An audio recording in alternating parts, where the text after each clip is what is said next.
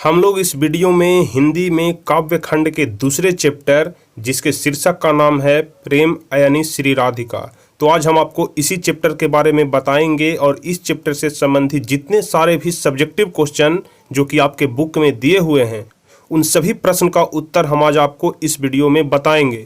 तो आप सभी लोग वीडियो को ध्यान से देखिएगा, वीडियो को पूरा देखिएगा ताकि आपको वीडियो देखते देखते ही सारे क्वेश्चन का आंसर याद हो जाए। तो चलिए हम वीडियो को शुरू करते हैं और बारी बारी से एक एक करके सभी प्रश्न का उत्तर आपको बताते हैं। तो आप सभी लोग जल्दी से वीडियो को लाइक कर दीजिए। चैनल पर नए हैं तो आगे के सभी वीडियो का नोटिफिकेशन पाने के लिए चैनल को सब्सक्राइब करके बेल आइकन दबा दीजिए ताकि आगे के भी सभी वीडियो का नोटिफिकेशन आपको सबसे पहले मिल सके। तो चलिए सबसे पहले हम इस चैप्टर में देखेंगे कवि का परिचय, कि जो यह कविता है इसके लेखक कौन है, इसके कवि कौन है। तो सबसे पहले हम आपको बता दें कि यह जो चैप्टर है जिसका नाम है प्रेम यानी श्री राधिका, इसके कवि का नाम है रसखान। ठीक है, तो हम आपको सबसे पहले रसखान के बारे में कुछ जानकारी देते हैं।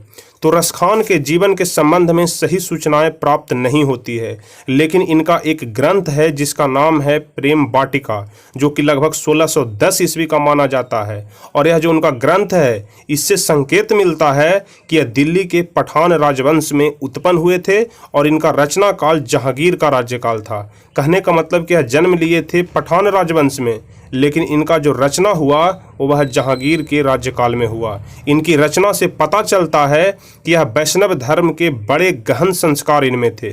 ठीक है, जो रसखान है उनके रचना से यह पता चलता है कि यह वैष्णव धर्म के बड़े गहन संस्कार थे। और यह भी अनुमान किया जाता है कि यह पहले रसिक प्रेमी रहे होंगे, बाद में अलौकिक प्रेम की ओर आकृष्ट होकर भक्त हो गए होंगे। देखिए यहाँ पर भक्त का नाम आया है, इसलिए हम आपको पहले बता दें कि जो रसखान है वह भगवान कृष्ण और राधा के बहुत बड़े भक्त हैं। और यह जो चैप्टर है प्रेम यानी श्री राधिका, इसमें भी राधा और कृष्ण के बारे में ही चर्चा किए हैं। चलिए इनके दो ग्रंथ मिलते हैं, जो रसखान है इनके दो प्रमुख ग्रंथ मिलते हैं जिसका नाम है प्रेम वाटिका और सुजान रसखान।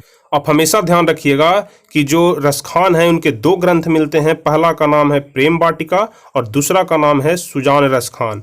अब देखिए प्रेम वाटिका में प्रेम निरूपण संबंधी रचनाएं हैं और सुजान रसखान में भगवान कृष्ण की भक्ति संबंधी रचनाएं हैं। मतलब इनका दो रचनाएं हैं, दोनों पर अलग अलग लिखा हुआ है। पहला है प्रेम वाटिका, इसमें प्रेम निरूपण संबंधी रचनाएं हैं, और दूसरा है सुजान रसखान, इसमें भगवान कृष्ण की भक्ति संबंधी रचनाएं हैं। ठीक है, तो यही आपका रसखान के बारे में कुछ परिचय था जो आपको हम अभी अभी बताए। अब चलिए आगे हम देखेंगे कविता का सारांश। जो आपको यह चैप्टर पढ़ना है प्रेम यानी श्री राधिका, इसके कविता का सारांश हम लोग देखेंगे। तो चलिए आपको हम कविता का सारांश बताते हैं। तो देखिए कहता है कि हिंदी साहित्य में कुछ ऐसे मुस्लिम कवि हैं जो हिंदी के उत्थान में अपूर्व योगदान दिए हैं। सबसे पहले आपको याद रखना पड़ेगा कि जो रसखान है वह एक मुस्लिम कवि हैं जो हिंदी के उत्थान में अपना अपूर्व योगदान दिए हैं। उन कवियों में रसखान का नाम भी आदर के साथ लिया जाता है। रसखान सवैया छंद के प्रसिद्ध कवि थे। जितने सरस प्रहज प्रवाहमय सवैये रसखान के हैं उतने शायद ही किसी अन्य हिंदी कवि के होंगे। मतलब जितनी अच्छी तरह से, जितने बेहतर तरीके से रसखान का कविता मिलता है शायद ही किसी अन्य कवि के वैसे होंगे। इनके सवैये की मार्मिकता का आधार दृश्यों और वाह्यांतर स्थितियों की योजना में है। रसखान सूफियों का हृदय लेकर भगवान कृष्ण की लीला पर काव्य रचते हैं। मतलब यहाँ पर कहा गया है कि जो रसखान है वह सूफियों का हृदय लेकर भगवान कृष्ण के ऊपर कविता लिखते हैं और उसमें उल्लास, मादकता, मणिकांचन का सहयोग होता है। अब इसके आगे हम लोग देखेंगे कि प्रस्तुत दोहे और सवैये में जो कवि कृष्ण के प्रति अटूट निष्ठा को व्यक्त किए हैं, राधा कृष्णा के प्रेममय युगल रूप पर कवि के रसिक हृदय की रीझ व्यक्त होती है। पहले पद में कवि प्रेम रूपी वाटिका में प्रेमी और प्रेमिका का मिलन और उसके अंतर्मन में उठने वाले भावों को सजीवात्मक चित्रण किया है। माली और मालिन का रूपक देकर श्री कृष्ण एवं राधा के प्रेम प्रवाह को तारतम्य बना दिया है और प्रेम का खजाना संजोने वाली राधा श्री कृष्ण के रूपों पर वशीभूत है। एक बार मोहन का रूप देखने के बाद अन्य रूप की आसक्ति नहीं है और प्रेम का चाहकर भी प्रेमी से अलग नहीं हो सकती है।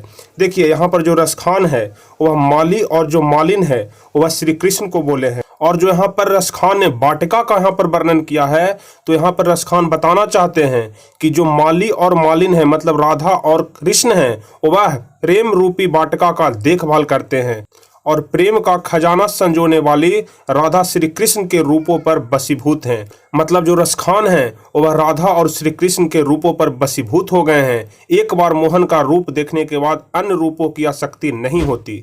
मतलब यहाँ पर रसखान कहते हैं कि अगर श्री कृष्ण का एक बार उनका रूप देख लिया जाए तो संसार में कोई भी दृश्य देखने की मन नहीं होता है, कोई भी चीज देखने का मन नहीं करता है और प्रेम का चाहकर भी प्रेमी से अलग नहीं हो सकता। और इस बात के माध्यम से जो कवि हैं वह यह बताना चाहते हैं कि प्रेम का चाहकर भी प्रेमी से अलग नहीं हो सकती, मतलब राधा चाहकर भी श्री कृष्ण से अलग नहीं हो सकती। अब आगे देखिए, दूसरे पद में जो कवि हैं श्री कृष्ण के सानिध्य में रहने के लिए सांसारिक वैभव को बात कौन कहे, तीनों लोक की सुख को त्याग देना चाहते हैं। मतलब यहाँ पर जो कवि हैं वह कहते हैं कि सांसारिक वैभव की बात कौन कहे, मतलब जो सांसारिक सुख सुविधा है, सांसारिक भोग विलास है, उसकी बात कौन कहे। अगर तीनों लोक का भी सुख मिल जाए तो भगवान श्री कृष्ण के आगे वह तीनों लोकों के सुख को भी त्यागने के लिए तैयार हैं। ब्रज के कनकन में श्री कृष्ण का वास है, अतः वह ब्रज पर अपना सर्वस्व अर्पण कर देना चाहते हैं। और यहाँ पर कवि कहते हैं कि ब्रज के कनकन में, मतलब जो ब्रज का बगीचा है उसके कनकन में श्री कृष्ण का वास है और वह ब्रज पर अपना सब कुछ न्यौछावर कर देना चाहते हैं और वह अपने आप में जो कुछ भी है वह सब श्री कृष्ण को भेंट कर देना चाहते हैं, उन पर अर्पण कर देना चाहते हैं। तो यही आपका कहानी का सारांश कह रहा था, जो आपको हम बहुत ही सरल भाषा में बताने की कोशिश किए। चलिए इसके बाद आगे हम लोग देखेंगे कविता के साथ, कहने का मतलब कि जो आपके बुक में जो प्रश्न उत्तर दिए हुए हैं तो सभी प्रश्न का उत्तर हम आपको बारी बारी से बताएंगे और हम कोशिश करेंगे कि आपको बेहतर तरीके से समझा पाएं ताकि आप एक ही बार में सारे क्वेश्चन को समझ जाएं। क्वेश्चन को ध्यान से समझिएगा। पहला नंबर क्वेश्चन कह रहा है कि कवि ने माली और मालिन किन्हें और क्यों कहा है। तो देखिए इसका उत्तर होगा कि कवि ने माली और मालिन कृष्ण और राधा को कहा है। ऊपर हम आपको सारांश में भी अभी बताए कि कवि जो है वह श्री कृष्ण और राधा को माली और मालिन की उपाधि से सम्मानित किए हैं, क्योंकि जो कवि हैं वह राधा के प्रेममय युग को प्रेम भरे नेत्र से देखा है। यहाँ प्रेम को वाटिका मानते हैं और उस प्रेम वाटिका के माली मालिन श्री कृष्ण और राधा को मानते हैं। मतलब यहाँ पर जो कवि हैं वह प्रेम को वाटिका मानते हैं और उस वाटिका के जो माली और मालिन होते हैं वह राधा और श्री कृष्ण को मानते हैं। वाटिका का विकास माली मालिन की कृपा पर निर्भर है। आप सभी लोग जानते होंगे कि बगीचे का देखभाल कौन करता है, तो माली और मालिन करता है। तो यहाँ पर जो कवि हैं वह श्री कृष्ण को माली और राधा को मालिन से संबोधित करते हुए कहते हैं कि दोनों माली और मालिन मिलकर के प्रेम रूपी वाटिका का देखभाल करते हैं और वाटिका का विकास माली और मालिन की कृपा पर निर्भर है। और सबसे अंत में कवि कहते हैं कि प्रेम वाटिका के पुष्पित और पल्लवित कृष्ण और राधा के दर्शन ही कर सकते हैं। मतलब जो रसखान हैं, जो कवि हैं, वह कहते हैं कि इस प्रेम वाटिका के जो पुष्पित जो कृष्ण और राधा हैं, लोग सिर्फ उनका ही दर्शन कर सकते हैं। तो पहला नंबर आपका क्वेश्चन यही कह रहा था कि कवि ने मालिन और मालिन श्री कृष्ण और राधिका जी को बोले हैं। अब चलिए दूसरा नंबर क्वेश्चन देखेंगे। द्वितीय दोहे का काव्य सौंदर्य स्पष्ट करें। जो इस कविता में जो द्वितीय दोहा दिया गया है उसका काव्य सौंदर्य स्पष्ट करना है। तो देखिए प्रस्तुत दोहे में सवैया छंद में भाव के अनुसार भाषा का प्रयोग अत्यंत मार्मिक है। संपूर्ण छंद में ब्रज भाषा की सरलता, सहजता और मोहकता देखी जा रही है और कहीं कहीं तद्भव और तत्सम के समासिक रूप भी मिल रहे हैं और कविता में संगीतमयता की धारा फूट पड़ी है। अलंकार योजना से दृष्टांत अलंकार के साथ अनुप्रास एवं रूपक का समागम प्रशंसनीय है। माधुर्य गुण के साथ वैराग्य रस का मनोभावन चित्रण हुआ है। मतलब यह जो कविता है इसके दूसरे पद में जो रसखान है वह बताते हैं कि जो ब्रज भाषा की जो सरलता है, सहजता है और मोहकता है वह देखने लायक बनती है। ठीक है, यहाँ पर ब्रज भाषा के बारे में वह बताते हैं और उसमें बोलते हैं कि जो यह ब्रज भाषा है उसमें तद्भव और अतसम दोनों का समासिक रूप मिलता है। और कविता में संगीतमय धारा फूटती है, मतलब यह जो कविता है इसमें से संगीत का राग निकलता है। इसी के बारे में इस क्वेश्चन में आपको बताया गया है। अब चलिए अगला नंबर क्वेश्चन देखेंगे। क्वेश्चन नंबर 3, श्री कृष्ण को चोर क्यों कहा गया है, इसमें कवि का अभिप्राय स्पष्ट करिए। ठीक है, यहाँ पर क्वेश्चन कह रहा है कि श्री कृष्ण को चोर क्यों कहा गया है, इससे कवि का क्या अभिप्राय है, इस बात को स्पष्ट करना है। तो देखिए इसका आंसर होगा कि जो कवि हैं वह कृष्ण और राधा के प्रेम में मनमुग्ध हो गए हैं। जैसा कि अभी तक आप कहानी पढ़े हैं, इससे संबंधित क्वेश्चन आंसर देखे हैं, तो आपको अभी तक पता चल गया होगा कि रसखान जो है वह श्री कृष्ण और राधा के कितने बड़े भक्त हैं। ठीक है, तो जो कवि हैं वह कृष्ण और राधा के प्रेम में मनमुग्ध हो गए हैं। उनके मनमोहक छवि को देखकर मन पूर्णतः उस युगल में रम जाता है। उन्हें लगता है कि इस देह से मन रूपी मणि को श्री कृष्ण ने चुरा लिए हैं। मतलब रसखान कहते हैं कि श्री कृष्ण को देखने के बाद हमें ऐसा लग रहा है कि हमारे शरीर से जो मन है वह मन को ही हमारे भगवान जो श्री कृष्ण हैं उसे अपने पास ले लिए हैं। कहने का मतलब कि हमारे मन को श्री कृष्ण चुरा लिए हैं। ठीक है, और देखिए इसके आगे कहते हैं चित्त राधा कृष्ण के युगल जोड़ी में लग चुका है। यहाँ पर जो चित्त है इसका कहने का मतलब ही मन होता है कि मन है जो राधा कृष्ण के युगल जोड़ी में लग चुका है। अब लगता है कि यह शरीर मन रहित हो गया है, इसलिए मन को हरने वाले भगवान श्री कृष्ण को चोर कहा है। उनकी मोहिनी मूरत मन को इस प्रकार चुराती है कि जो कवि हैं अपनी सुध खो बैठते हैं और केवल श्री कृष्ण की स्मृति पटल पर अंकित रहते हैं और कुछ भी दिखाई नहीं देता है। मतलब यहाँ पर जो रसखान है वह बताते हैं कि श्री कृष्ण को देखने के बाद उनका जो मन है वह श्री कृष्ण के पास चला गया है। अब उनके दिमाग में उनका सिर्फ स्मृति मतलब याद ही रह गया है और इसके अलावा उन्हें कुछ भी दिखाई नहीं पड़ता है। तो आप इस प्रकार से भी इस क्वेश्चन को समझ सकते हैं। अब हम लोग देखेंगे चौथा नंबर क्वेश्चन कि सवैये में कवि की कैसी आकांक्षा प्रकट होती है, भावार्थ बताते हुए स्पष्ट करिए। ठीक है, सवैये में जो कवि हैं रसखान हैं उनकी कैसी आकांक्षा प्रकट होती है, इसका आपको भावार्थ बताना है। तो देखिए इसका उत्तर हम लोग लिखेंगे कि प्रेम रसिक कवि रसखान द्वारा रचित सवैये में कवि की आकांक्षा प्रकट हुई है और इसके माध्यम से कवि कहते हैं कि श्री कृष्ण लीला की छवि के सामने अन्याय दृश्य बेकार है। मतलब यहाँ पर रसखान कहते हैं कि भगवान श्री कृष्ण के लीला के आगे दुनिया के सारे दृश्य जो हैं वो दुनिया के सारे जो छवि हैं वह बेकार हैं।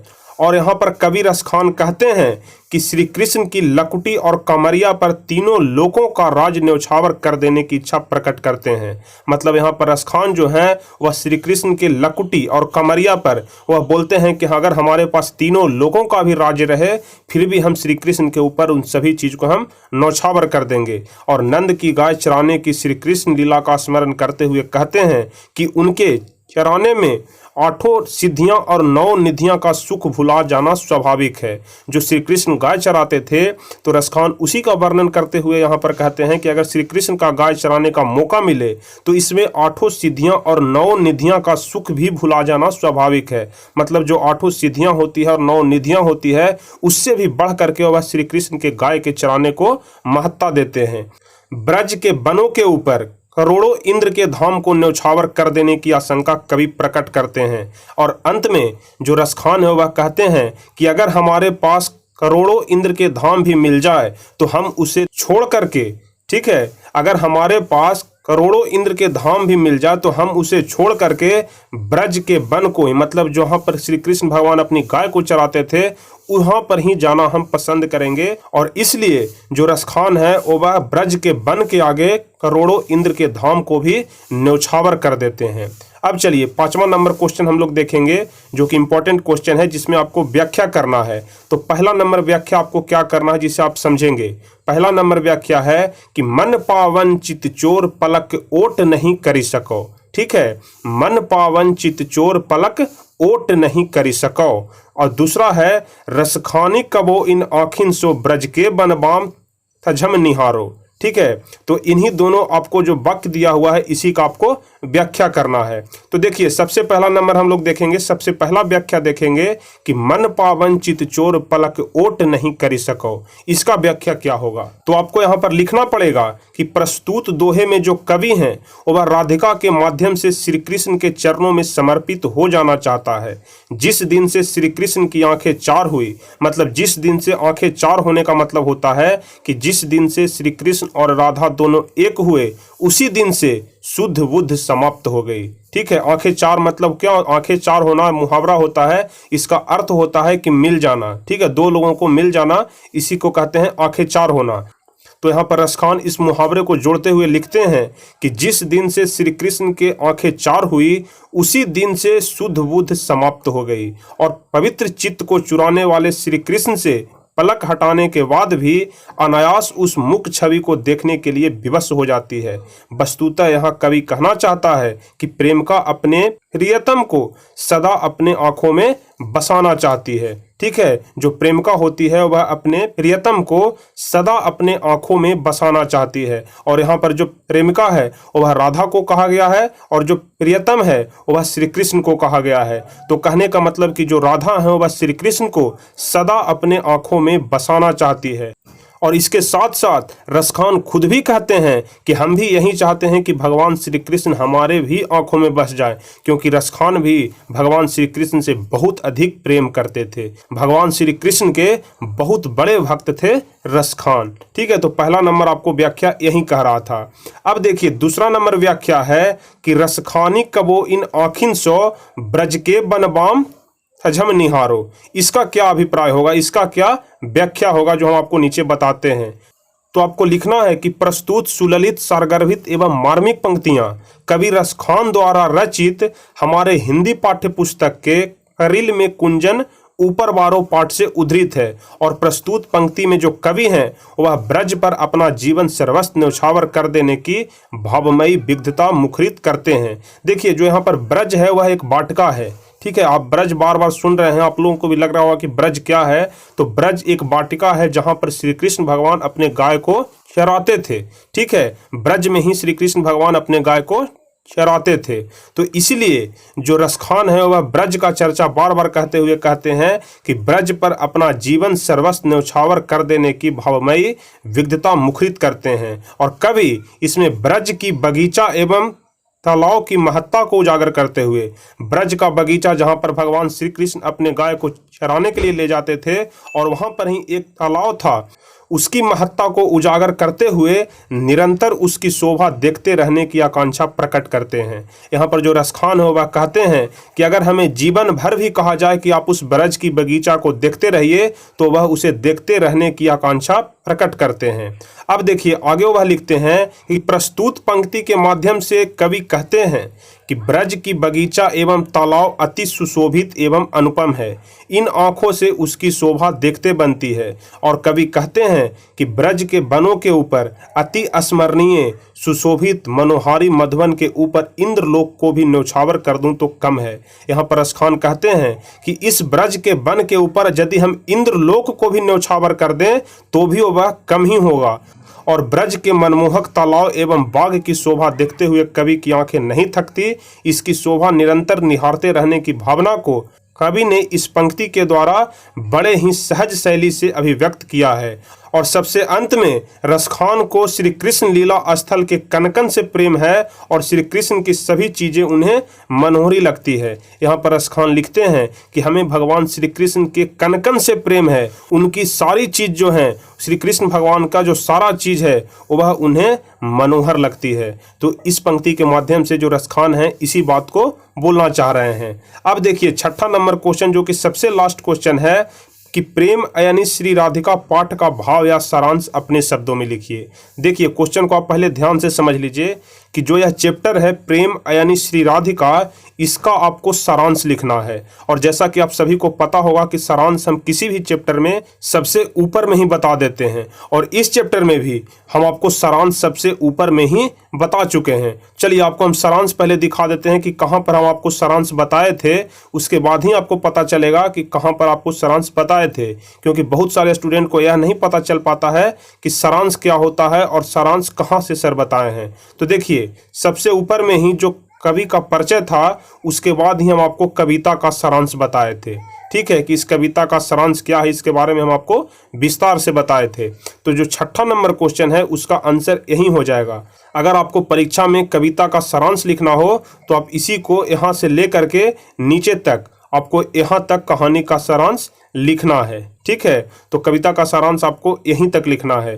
तो 6ठा नंबर क्वेश्चन आपका यही हो जाएगा। हम आशा करते हैं कि आप हमारी बातों को अच्छी तरह से समझ रहे होंगे। तो चलिए, इसी के साथ आपका जो यह चैप्टर है जिसका नाम है प्रेम यानी श्री राधिका, तो यह चैप्टर आपको यहीं पे समाप्त हो जाता है। तो इस चैप्टर से संबंधित जितने सारे भी सब्जेक्टिव क्वेश्चन थे हम आपको बता दिए।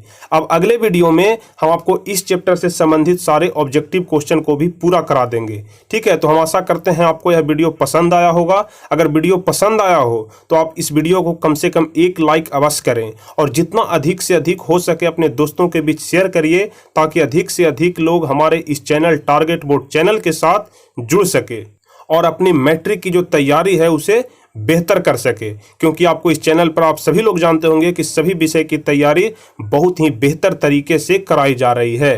तो चलिए फिर मिलेंगे हम आपसे अगले वीडियो में। तब तक के लिए जय हिंद, धन्यवाद।